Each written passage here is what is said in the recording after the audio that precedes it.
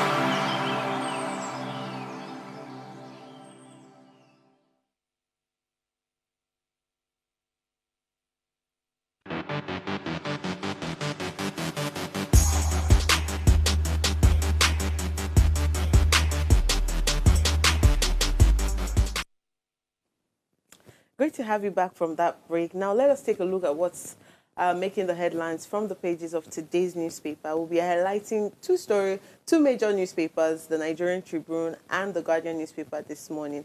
I'm sure people must be asking, where's God's Beauty? People will see God's Beauty tomorrow, so just relax. The lady vibe will be here soon. Right. So taking us through the Nigerian or the Guardian this morning is my precious. Of course, I have very interesting stories here. The major headline reads, Labour laments high cost of living, braces for wage renegotiation. Huwa condemns systematic dismantling of democratic structures in Rivers. UN chief and Sanusi orders to remember Chibok girls in London. Labour leaders allege FG's exploitation, petition in ILO and UN. Code of Conduct Bureau to check corruption with e-access declaration system. Jega faults varsities over rush of honorary awards to unworthy characters. Above that, we see Ndume raises alarm over renewed Boko Haram attacks in Borno and seizures of local government areas. Nothing new to reveal. Presidency dismisses U.S. court on Tinubu's drug case. And the last story reads 2027, ADP admits gang up to unseat Tinubu as Uzodinma dismisses coalition. Very interesting stories here, from the recurring stories on insecurity to the labor lamentation on the wages.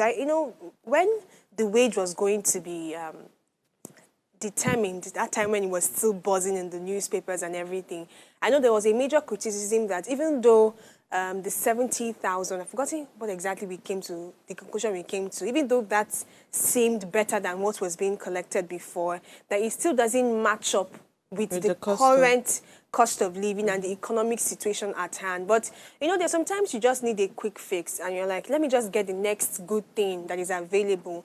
And of course, a lot of people were happy about the fact that, it's not 30-something anymore, it's now 70-something. Thankfully, NYSC has even, followed the trend and they've done that to their scheme as well. But now there's a lot of there's a lot of lamentation on the high cost of living, and it's dawned on people that what seemed to be like some sort of help is eventually not helping as it ought to, because it's not even serving the purpose to which this whole labor wage was even increased in the first place. So hence we're having new lamentations, and I'm wondering if this will now cause it to have another increase, or if this will cause it to have some backlash again, because before we even got to that number, then we eventually got to, last year around March, May, I've forgotten the period when we're arguing all of this. It took a while, right? And then the other story that got me talking or got me quite interested is anyone that has to do with the education system in Nigeria. So Jega faults varsities over rush of honorary awards to unworthy characters. And I think that is very, very interesting to note, because we've seen lately where certain individuals, public figures, are given honorary awards. While some of them are commendable due to their social impacts and things they've done, others have caused us to ask questions. And I did make some research. There was this criticism that when Dino Melaye, I think he was awarded a particular, honorary degree from a university, and he's somebody that has been dragged on social media for misappropriation of funds, and he's led a lot of people to question that, who do you exactly give these honorary awards? I think you want to have people who are not controversial there. There was even one rumor that Bobrisky would also be awarded. Imagine giving such a figure. We're not trying to condemn anyone, but we know how these people play out in the news, in the stories, and in public view generally. So having to give these people honorary awards will make you question how the system works exactly. And the fact that there are people who are not even recognized. There's a lot of focus on public faces, public figures. There have been people in that university or people who have written articles who have done great work that are not recognized for this, maybe because they don't have that public facade or that, that glory that makes it look interesting to be given that award. So I was very happy that he came out to speak about this. A lot of unworthy characters that are just given awards, honorary awards, that are not really deserving, and people who deserve this position should be given, and not controversial figures. So I think those stories were quite interesting. A quick comment first on the labor lamentation. I think that this is talking directly, maybe harshly or whatever it sounds to labor, is that our realities in terms of the cost of living will never really match how much we earn. So where the attack should be is in the inflation, is in the cost of goods and services, not necessarily how much we keep earning. Because if we start earning even 300,000 naira tomorrow as minimum wage, if the cost of living goes high again, we're still going to face the same issue. True. So I think that their priorities should be, or their strength should be shifted to permanent, more permanent is it really in their solutions than purview to be looking at solutions like that? Because it will. the recommendations. That's why they are Labour now.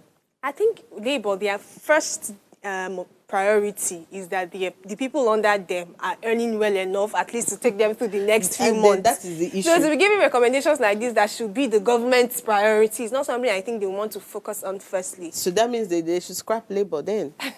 That's why I said that it's going to sound harsh, but then it means that we have to now, like, realign or highlight the things that certain organizations or certain institutions should focus on. We need inflation being tackled. We need all this things being tackled. And we are here talking about cost of living that will keep going high. Now with the tariff that we see Trump that's also implemented for Nigeria. We haven't even seen the impact of that yet. So I also wanted to quickly talk about, I might not be able to take all the stories on the Nigerian Tribune, but I wanted to quickly talk about when you mentioned the whole varsity honorary awards. So there's this thing with universities now that they use the honorary awards as a form of getting funds for the school. So if you're looking at this on worthy characters, they might be controversial characters. They might be the ones with the most funds to really help the school. They can give 10 million, they can give 15 million, and then the honorary degree is just a copy and paste for them. But they are the ones that have the funds to support the school. So that's the thing behind honorary doctorate degrees and all these awards being given to them. So I'm just going to take one story on the Nigerian Tribune, which is talking about the buzz over the weekend where Soyinka slams Tinubu's government and wants Idris Abdulkarim's song unbanned. So they banned Idris Abdulkarim's song, talking about, he was calling out Sheyi, and then another was talking about his father. And Wole Soyinka has condemned the federal government over the ban of the song by Idris Abdulkarim against the president. Abdulkarim, who is a veteran rapper who is famous for his critical song against the administration of the then President Olusegun Obasanjo titled Jaga Jaga, came on the radar again following a song titled Tell Your Papa and directed to the president's son, Sheyi Tinubu, criticizing the worsening socio-economic situation in the country. However, the Nigerian Broadcasting Corporation, in a memo on Wednesday, banned the song from being aired on radio and television, citing its objectionable nature, a move that sparked outrage from Nigerians. While Soyinka reacted to the development, ironically calling the musician Abdulkarim to be proscribed, while the government also puts his musical association under the hammer. In summary, the song has been banned, and they said it's an anti-Tinubu song. And I was talking about this story because it's something that went viral over the weekend, where he was calling out Tinubu and telling him to tell his father all the things that needs to be done, and then some harshful words were in the songs. But the Nigerian Bar Association is meant to, or Broadcasting Corporation is meant to ban either songs that are too coarse or songs that don't promote Nigeria in general. And I think that that's why they did that. Even though Nigerians know how to make things very quick when they want to ban it straight. It did not take any proceedings. It just got banned as soon as possible. Using your word on Friday, they made it ban down. They banned down straight. Anyways, that's what we have on today's newspaper. We'll go on a break right now. When we come back, we'll come back with our hot topic for today. Please stay with us.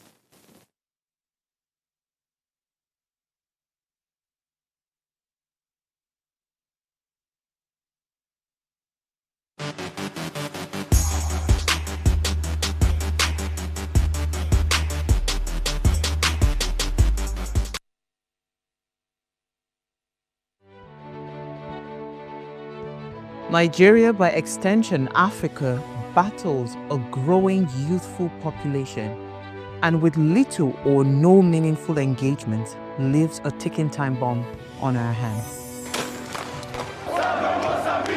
We are a blessed continent with great wealth, both in people and material.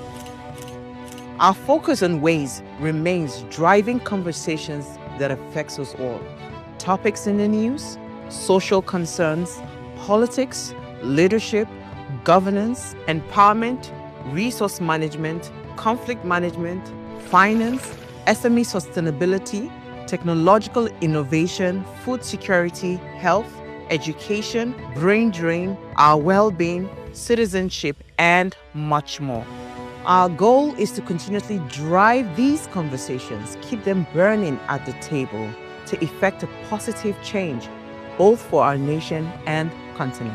Ways, what are you saying, has a secret ingredient that completes the conversation every single episode, and that ingredient is you.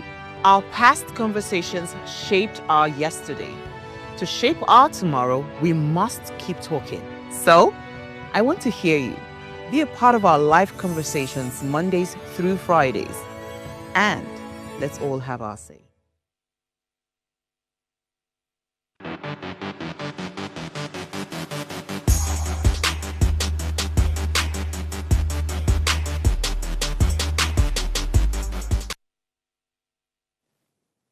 Welcome back to the show. As mentioned earlier today, we're talking about how Tinubu's appointments shape the direction of policy implementation in crucial sectors. Does it? Does it not?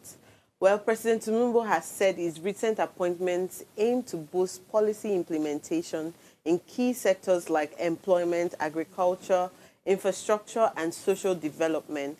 But critics argue the appointments may favor certain regions, impacting policy effectiveness. The appointees' technical expertise and experience could drive development, but regional balance is crucial for success. Today, we'll explore the key appointments, their potential impact, and the controversy surrounding the dominance of Yoruba appointees in key positions. We'll also examine the implementation of the appointments on policy effectiveness and regional representation. Joining me on the show is two amazing guests and friend of the house. We have Adeyemi Saka, a political analyst with expertise in governance and public administration. We also have Mohammed Abdullahi, who is also a political analyst and governance expert with insights on development policy. We'll dive into this discussion, exploring the potential benefits and drawbacks of these appointments and what they mean for Nigeria's policy landscape. Thank you for joining us virtually. If we have Deyemi and Abdullahi here. Abdullahi, are you here? Yes, good morning, Nigerians. My pleasure. Good morning. Amazing to have you back here. Thank you. It's my pleasure. Yes. So let's go straight into the topic. It's asking whether or not Tinubu's appointment is favorable to Nigerians, because a lot of people have mentioned how it's the Yoruba thing, how the northern people, I saw somewhere on the news where the northern governors came to say that the appointments were not properly shared. They were not, it did not put the Nigerian constitution or federal character into it. So how do you think that this, the president's appointments would shape policy implementations in key sectors, as I've already mentioned, from employment to agriculture and infrastructure?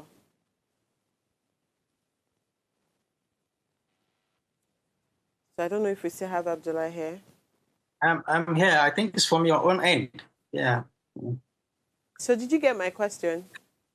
No, I didn't get that, please. Yeah. Okay, so I was asking that how do you think that the president's appointment will shape policy implementation in key sectors such as employment, agriculture, and infrastructure? Because I don't want to go forward by saying that whether or not this is a positive news or a negative news. So I just want to hear from you what you think about it.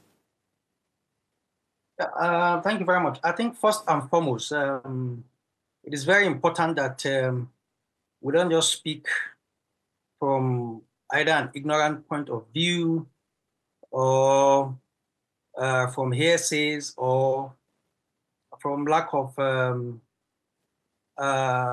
data.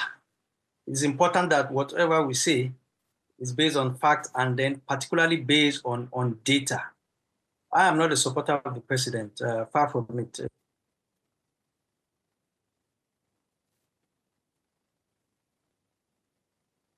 Okay, I don't know if I have DME here. Good morning, DME. So I think we've lost both. We've lost both our guests. So this brings me to asking you this question. And I know that you've been trying to run away from answering the question. But from your research so far, how do you think that the idea of saying that the appointments were secluded to just one region is a true thing, looking at all the news that you have seen as regards So the far. appointments? So I like how the guest first started by, mentioning that we need to talk from a place of data and everything. And according to the data and statistical breakdown I saw, the list released by the presidency appointment included 35 individuals from the Northwest, 29 from the Southwest, 25 from North Central, 24 from Northeast, 22 from South-South, and 16 from the Southeast. I think this is data enough to show that there's a lot of segregation happening, and I'm using that word very lightly and loosely. For a country that is very diverse in its culture and ethnic groups and what we have, it's no wonder when we see people clamor for equal representation across board.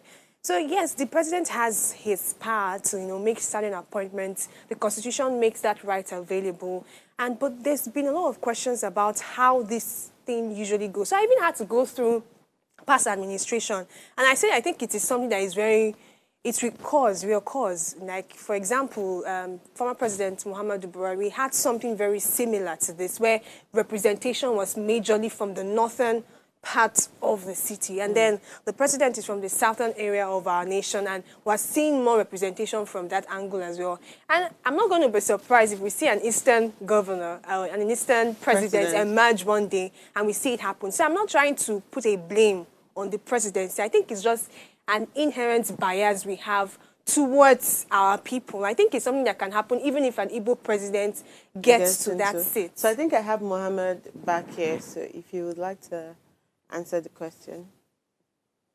The connection challenges. Anyway, I think you just re-echoed what I was trying to explain earlier. But again, I also disagree with you, sorry, madam, in the studio, that the president's appointment have been fairly even, seriously. Because the statistics you read out shows that the Southwest had just 22%, which is slightly above the Northwest, which has about 21%. The Southeast, as usual, because that geopolitical zone is actually the smallest in the country, has about 11%. You understand? But if you aggregate all, the North and South, if you put it together, the South actually has 45%, while the North in its entirety has 55%. I think the challenges people are, the problem people are facing, or I said earlier that people are being hypocritical, is the fact that people just take Yoruba name and say automatically this person is from the Southwest. For instance, the new managing director of the NNPCL, Ojulari, that name sounds very Yoruba-ish, if I may use that word. You understand? But it's from the North Central state of Kogi State. He's a northerner. So it's not ideal that we classify North Central, perhaps Kogi and Kwara, as part of North Central when it comes to politics. But when it comes to appointment, we say they are Southwesterns. You understand what I mean? So we need to be very clear about it. In terms of appointment, the president has been fairly even. We shouldn't just take the names on the surface of it for, oh, this person is typically a Yoruba person. No. If we go deeper and what the statistics have shown from the Federal Character Commission that was actually established to actually regulate some of these things in 1996, shows that the appointment have been fairly even. But perhaps it's another ball game or another question to say, are these appointments really shaping the policy direction of the president or the government? That's another thing. You understand? But in terms of representation, in terms of our geopolitical zones, I will give it to the administration that they've been very fair. Remember, for instance, the last administration, the former president, Muhammadu Buhari, actually appointed virtually all, and I stand to be corrected, you can fact check me, virtually all of the head of the security agencies, whether paramilitary, the main security agencies, all from the northern region. That I don't think has ever been done before in this part of the world, or even in Nigeria. We don't have that history. But during his regime, during his tenure, virtually all, from police to the army to the navy to NSCDC to the correctional services, virtually all went to the northern region. But again, if we talk about shaping the policy directions, did that solve the security challenges of the North? It didn't. It didn't at all. So I think in terms of representation, I will give it to the Tinubu's administration that they've been quite fair to some extent. But it's another question or another ball game to say, these appointees, are they carrying out their duties? Are their duties being felt by the common Nigerians like yourself and myself? Is another question that we need to answer. Thank you very much. I would like David to also give his 2 cents on this conversation. Appointees. Hello, good morning. Good morning. Are their duties being felt by the common Nigerians like yourself and myself? I've been listening. I find the conversation very Thank you very interesting. much. I would like David to also give his Should I go on? Yes, please go on this conversation. Yeah, and it's so sad that we're having this conversation. I'm tired of having this conversation since 2015. I remember when President Bola Tinubu was aspiring to be the president. I told people that this is a man that cannot speak 36 technocrats across the 6 states of the federation. And what he has are political allies, and they will not loyalty because of whatever you want to ascribe to it. I remember when President Bola Tinubu was aspiring to be the OBJ, so as we call him, Obasanjo, and PDP. In the 16 years of PDP, gave us a cabinet, well, gave us cabinet that was truly reflective of our diversity, inclusive. What have we had since 2015? Narrow-mindedness, clannishness, nepotism, and what have you. And that is what APC have represented since 2015. Now, let's now situate it in the context. When you talk about such appointments, what does it do to the policy direction? I will want us to look at the direction from 2 perspectives. The first perspective is the direction of the policy in terms of national outlook, the impact on the economy, the GDP, the GNP, and what have you, and the fitch ratings and everything. The second perspective is the physical location of government policies and projects. When President Muhammadu Buhari was in office, there was, in fact, the Minister of Transport went constructing a rail line to Buhari's kinsmen in Niger, Imadi, Niger. But there was a University of Transportation South cited in Daura. So it is a common thing for politicians to see themselves when they get into the Federal Executive Council and cabinet members to see themselves as representatives of the party in their states, and for them to to sustain the goodwill or start building the goodwill. So most of these ministers at one point or the other will be nothing one form of ambition or the other. They always want to bring those things to their state to make it look as if yes, I'm in government, and when I get to higher office, I will do more. And that has stained or probably been the pattern of governance since whenever. I think the best time we had the best developmental agenda or policies that government through during the military regime, when the likes of late Admiral Ihomu, then was a naval captain, was the military governor of Lagos State. Rajiv Asaki from Ogun to Lagos, Popola was in Ondo, Louis was in that we had. I'm not from the state, I'm there to work, and they did the work and development, was even spread across such states. So I think, well, for me, it would be sincere for anybody to say the president has been fair. President Bola Tinubu has been fair and just in his appointment. My it's funny to some of us that have been critical of both the Buhari administration and Tinubu administration, because it shows to people that we don't change our values like somebody on the red in the red light district changing a client, because that means our values remain constant. But it's funny that I'm laughing at people that defended Buhari with their blood and life are screaming blue mother during Tinubu's, and I'm laughing because some of us wonder that Tinubu was going to improve on what Buhari did. Yeah, you can't tell me that the president is fair when even the Southwest, the bulk of the Southwest is from Lagos, or what's called Lagos boys.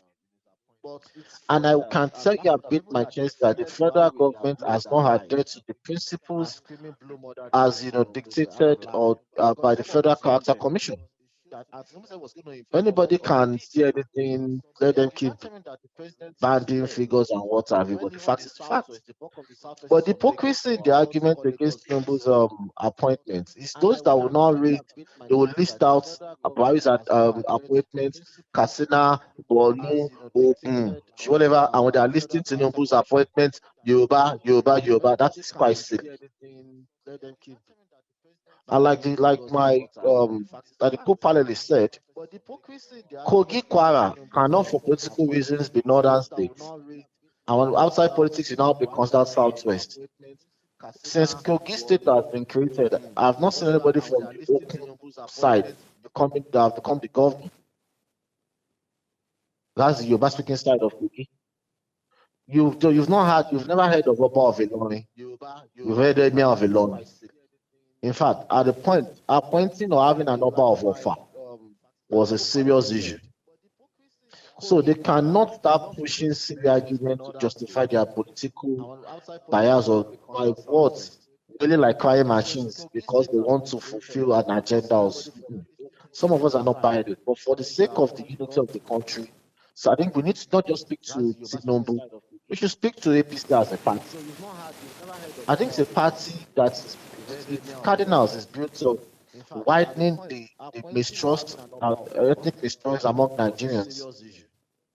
Increase the anxiety and tension, because they've not done anything to heal the country or build or probably promote national cohesion. And that's the truth. Muhammadu Buhari appointed Batai, all of those guys, truncated people's career, went out of service to bring in Lawal Dara. After Dara was reported bitchy, went outside the service and whatever to bring profile as NIA. You look at all this and what it did to people couldn't move. People were stuck on a rank 6 years, 7 years.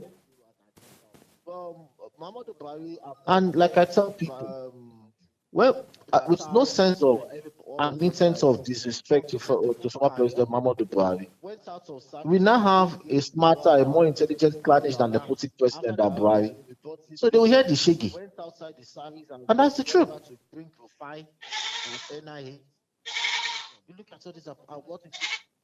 Thank you very much, DME. We'll go on a quick break right now. When we come back, I think that one thing that has been very common that you have mentioned is both Mohammed and you have mentioned is the fact that this thing has been fair to a fault. So now when we come back, we'll be talking about how we can now balance it out and ensure that these people, these appointees, are doing their job as required. Please stay with us. We'll be right back in a jiffy.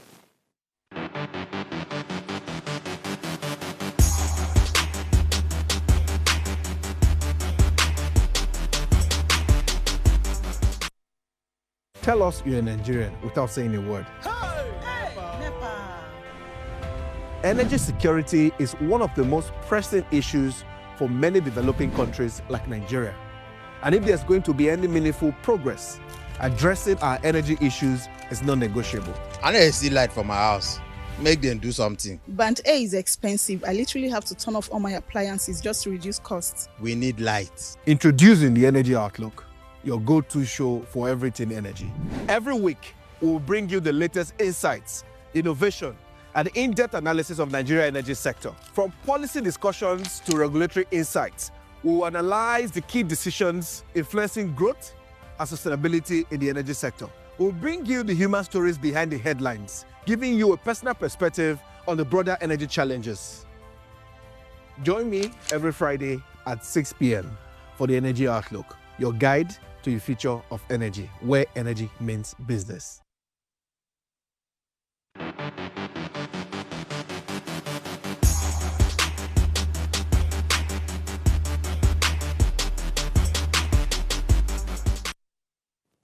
Welcome back to the show. So, as I said before we went on a break, that one thing that has been common between DME and Mohammed is them saying that these appointments have been fair to a fault, and so therefore a lot of critics who have come to say that it's biased, it's more regional than the other, is not, or they don't have their facts right. So let us start asking the questions of how, or the procedures that got these people into this to get these appointments. First of, let's assume that they were based on merits, they were based on regional representation and federal character. How do we now hold these people accountable to ensure that they do what is needed to be done in the capacity which they now represent? And I think I have Mohammed here. If he could answer that for me. Before I go straight to that, I think it's important to note that we actually all blame the president to some extent about the appointment. But seriously, very many of the political appointments are recommended to the president. Very many. The governors, for instance, hold a serious kind of power in terms of political appointment that most people do not even understand. Take, for instance, the ministers. I can bet you the president, in very many cases, do not have a say more than maybe, in their inner caucus, of course, more than maybe 10, 15% of some people that he might have penciled down on his own to say, I would like this person to work for me.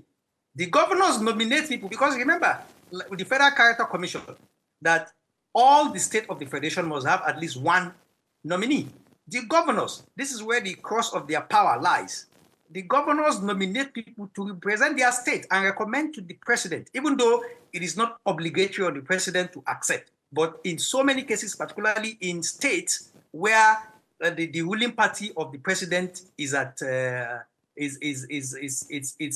on hand, the governors recommend to say, okay, no, this person have worked for us, this person can do best, and so on and so forth. So most times this appointment, I can bet you, are not based on merit, particularly maybe the ministers and so on. They look at people that will fight for the party. They look at people that will garner more support for the party. No president, no governor is coming to power to serve one term. You can take this word to the bank. Seriously, no governor, no president is coming on the basis of saying, I just want to come and serve one term. No one is Mandela in Nigeria. It's only Mandela in this part of the world that stated that and adhered to that statement, but not this part of, not in this country. So they look for people that will actually garner more support for them and so on and so forth for the perhaps next election. Having said that, to go straight to your question, now, because the idea of merit-based is secondary, it's actually very, very challenging to ensure that these appointees, common masses, Nigerians and the citizens have impact based on the works and functions of these appointees. If I ask you in that studio, very many people perhaps might not even know the name of the Minister of Water Resources or of Environment. Even science and technology. I tell you, look at how key that portfolio is. If you ask the average Nigerian on the street, perhaps you could conduct a vox pop and ask the average Nigerian, do you even know who is the Minister of Science and Technology in Nigeria? I can bet you majority might not be able to even tell the name. And it's because of the very low impact, whether on the news or anywhere else. We have had almost zero impact from that ministry. Look at how important science and tech is in this age. It is almost zero impact. The people that you just see on the news every day in Nigeria is either the Minister of Interior, the Minister of Aviation, and few others. All others are actually doing virtually. Perhaps they are doing something and it's not in the news or is not very popular to Nigerians. I can't tell. But to me, in my own opinion, the very few ministers that I've seen that are working week in, week out are very few, less than very 5 or even 6 of them. You understand that some of the things that they're doing are having genuine impact on the lives of Nigerians. So, like I said earlier, the issue is because very many of these appointees are not based on merit. They are not technocrats. They are perhaps politicians, who are just brought in to, help the party garner more support in the next election. Because the having won election now, I tell you, the next target of governance, particularly in this part of the world, or government, is the next election, the next election, the next election. You saw on the news yesterday, the presidency had to ask, its supporters to say, the city of Abuja and elsewhere across the country is flooded with the posters of the president for second term. It's just barely finished, 2 years of the first term. Yeah. But his posters are everywhere in Lagos and some other parts of the country, for second term. So this is a big issue that, politics in the part of the world outweigh and outlive governance. And it's so sad. All right, thank you so much, Mr. Abdullahi. It's a very worrisome claim that you have mentioned here, and so boldly how that merit is already far-fetched. And if we're already having an underground problem like that, it means that accountability and transparency is going to be a very long one. So let's talk a bit about, accountability and scrutiny, especially since the senator who came out to criticize President Tinubu's appointment, saying that it was loop-sided.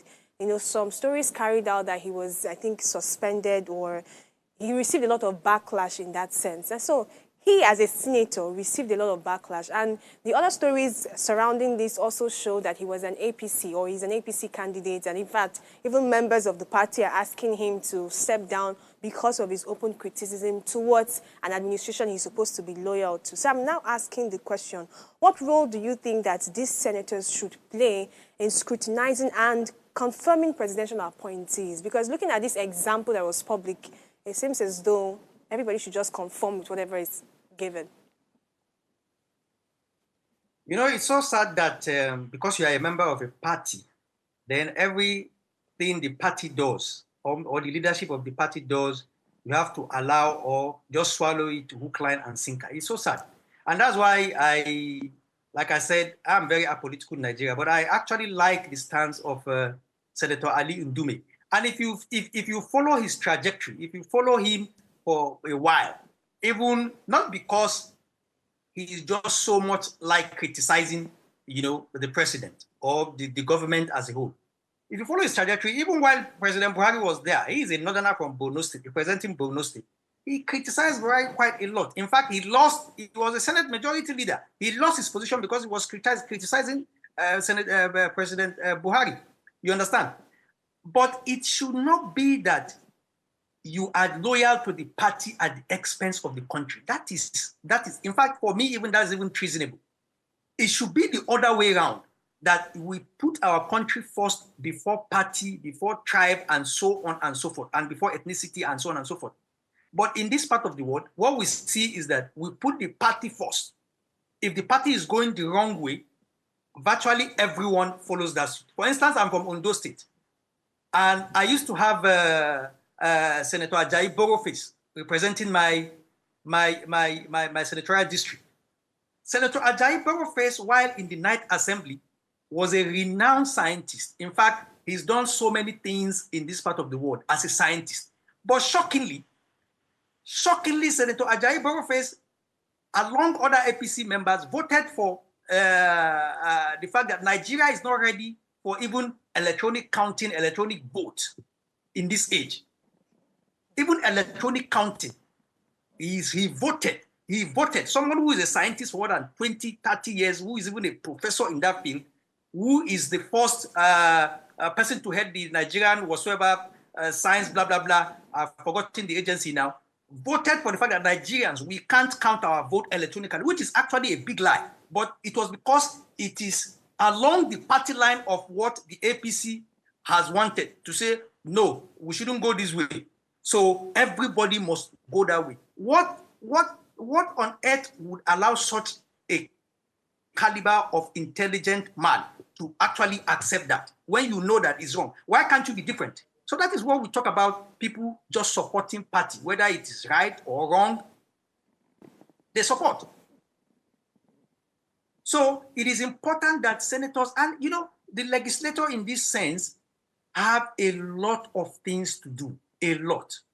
But it's so sad that in this 10th assembly, almost everything that the executive brings, they stamp, they agree to it. So for check and balance to happen, it's quite difficult, So these legislatures have a big role to play to call all other arms of government to order, to say you are not doing things right. For instance, why is Senator Ali Ndume shouting? You remember now, in the last few days, he is claiming that more than 100 plus of indigenes of Borno have been slaughtered by Boko Haram. There have been resurgence of Boko Haram, even though they've not been totally decimated. But at least for some time now, they've been quiet. They've been a little bit quiet. They've been tamed to some extent. But in the past few days now, they've detonated bombs along Maiduguri-Damboa Road. They've killed people. They've attacked our soldiers. There is resurgency because perhaps there is a kind of laxity from our security forces again. So he needs to shout because he's representing that part of the country. So for the fact that he is saying this openly, and then the APC members or whether from the presidency or other senators are even attacking him to say you don't need to, so shows the kind of society and country we are. We need to up again. And I will put this finally. What is important is that we must be loyal to our country first before party. Thank you very much, Mohammed. I think I still have DME here, and I would love him to, starting from the Senator Ndume's side, are you for or against his him scrutinizing the president as against regional biases when it comes to appointments? I'd like you to quickly answer that briefly.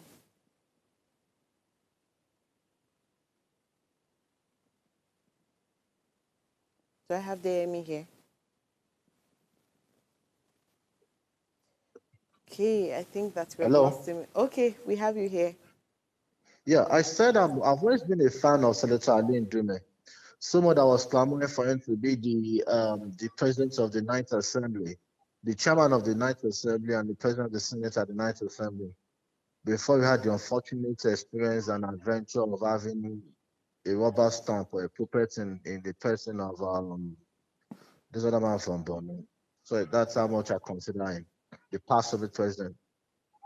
But for me, I want to pick it up from where my co-panelist stopped about Boko Haram. During the 8 years of President Muhammadu Buhari, I'm both to say and to thump my chest that the activities of Boko Haram was underreported based on what was being fed out from different theaters and sectors.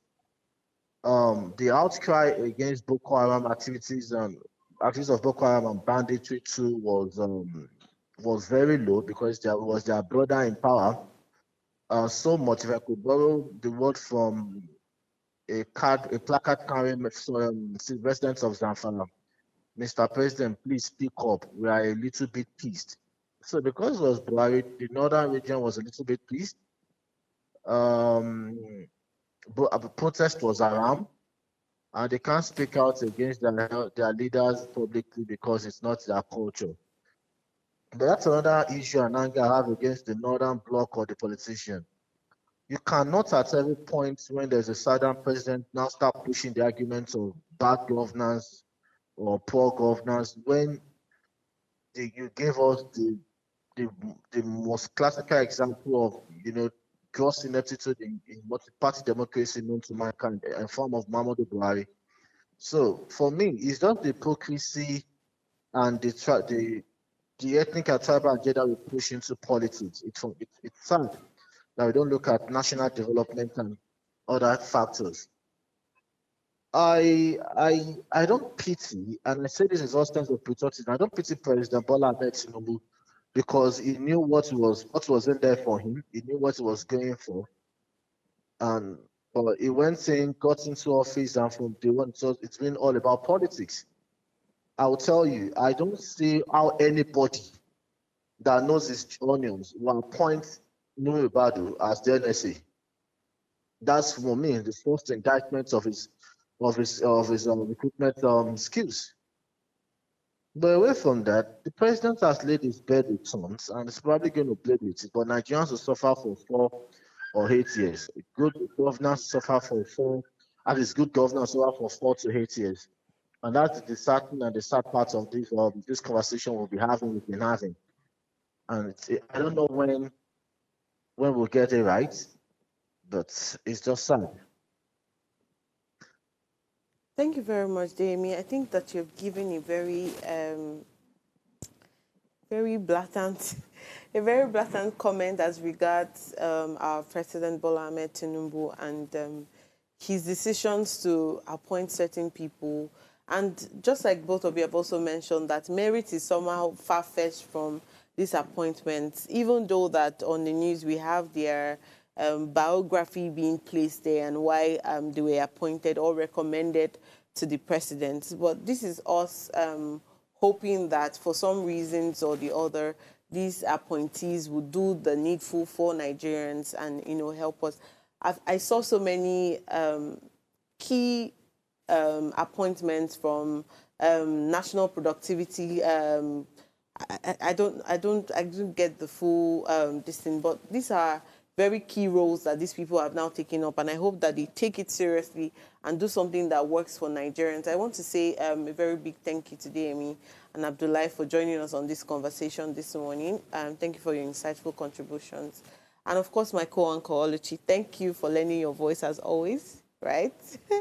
And to our viewers, thank you for joining us on this important discussion this morning. As you know, we still want to hear from you. Please, send us comments. We could use your comments to even have further discussions on this panel. So do ensure you subscribe to our YouTube channel at Official Upgrade TV. You can interact with us further, and we'll see you tomorrow again with another topic.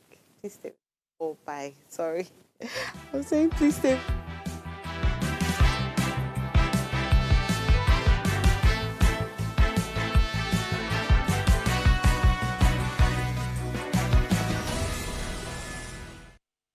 Hello, you. Yes, you. This is Usayome Sale from Ways Prime Time. Now, we appreciate your continued support for watching our content, following us across all our social media. But we've noticed, for those of you watching us on YouTube, 88.5% of you who watch our content aren't subscribed to our channel. Why? Now, if you are enjoying our content, you enjoy our shows, and you want to stay updated on all things Ways, it's time to hit that subscribe button below. Now, subscribing isn't just for you. It's for the growth of our channel. It helps us get bigger and better. With your support, we can continue to bring even more intriguing and exciting content. How about you subscribing right now and being a part of our community?